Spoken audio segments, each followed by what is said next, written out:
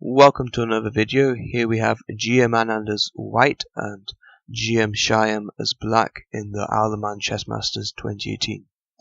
E4 by Anand, E5, knight F3, knight C6, bishop B5, F5. Quite an aggressive move, striking at the center, but also weakening some light squares. D3, F takes E4, D takes E4. So when black castles, he has the open F file, however, once again, the light squares are still weak. Knight F6, castles, D6, knight C3, bishop E7, and now bishop C4. So by playing this move, Anand stops black from castling. And black definitely wants to castle, so he plays knight A5, provoking the bishop to move again, but now the knight is somewhat misplaced on A5 after bishop E2. Castles, and now knight D5 by Anand. This is quite a strong knight, so black wants to trade it off. But if black plays knight takes D5, then queen takes D5, check, and there's a fork on the king and the knight. So, because of this, after knight D5, black plays king to H8. And now after queen d3, knight takes d5, queen takes d5 is no longer a check. So Anand plays e takes d5, which is quite a strong move I think, because it stops the knight retreating back to c6 from a5. And it also opens up this e4 square for a piece in the future, namely the knight on f3. e4 is quite a strong square. However, it does allow black to develop with tempo after bishop f5. Queen e3 by Anand, and now c5. Bishop to d3, yeah, white sees that the bishop on e2 wasn't the best, and he sees that the bishop on f5 is quite strong, so Anand trades it off. B6, bishop takes f5, rook takes f5, queen d3, knight d7, and now knight d2. And as I said before, e4 is going to be a wonderful post for the knight. Rook on a to f8 and knight to e4, and let's compare these two knights here. The knight on e4 is clearly much better than the knight on a5.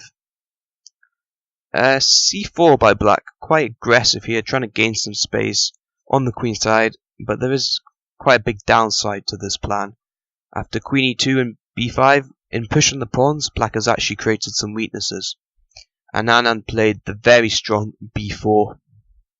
And if black plays c takes b3 here, well, a takes b3, now the rook on a1's got this open file, and this is very, very strong for white indeed.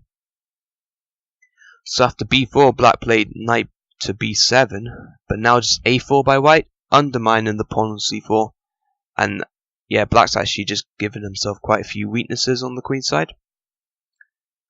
Bishop d8, bishop e3, bishop b6, and now just a trade of bishops, and as you can see, black's queen side is collapsing here.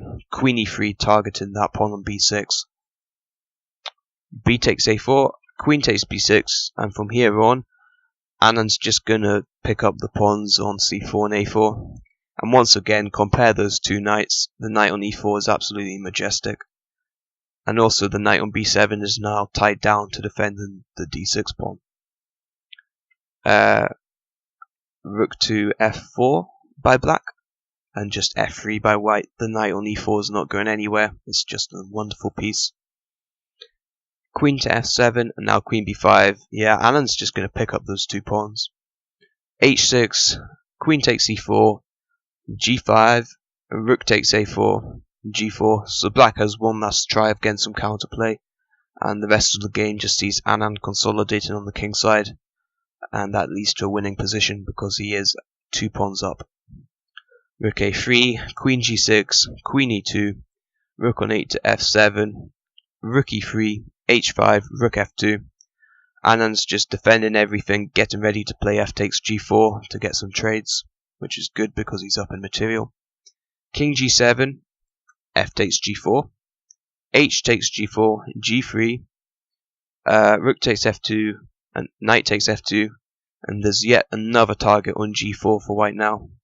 Rook c7, rook e4, and as white's going to play rook takes g4, picking up a third pawn, and also black's king is extremely exposed, black decided to resign here. So thank you very much for watching. If you enjoyed, leave a like. If you didn't enjoy, leave a dislike. Bye.